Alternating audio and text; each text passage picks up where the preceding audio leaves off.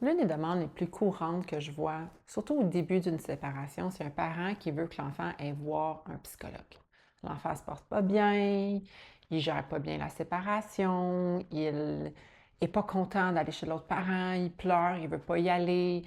Je pense que quelque chose se passe dans le domicile de l'autre parent et on veut un psychologue. On veut que l'enfant soit suivi ou consulté par une aide médicale. Ces éléments-là, même si on a une garde complète, ça doit être pris de concert entre les deux parents.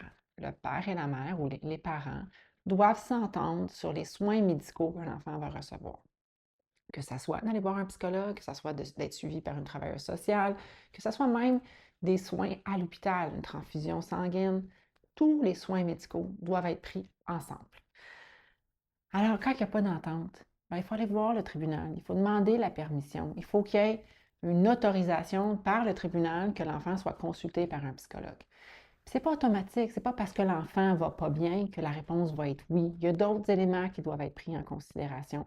L'âge de l'enfant, pourquoi, les éléments précurseurs qui nous mènent à penser que l'enfant doit être consulté.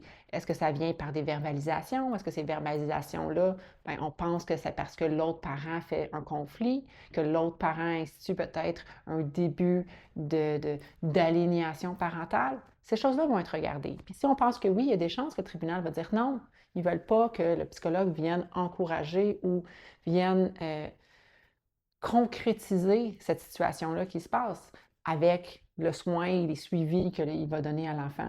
Donc, ce n'est pas un automatisme. Et aussi, il ne faut pas oublier, quand l'enfant arrive à un certain âge, il faut avoir aussi son accord. Au Québec, c'est 14 ans pour avoir un consentement aux soins. Alors, ça se peut que l'enfant ne voudra pas. C'est pas aussi simple que ça.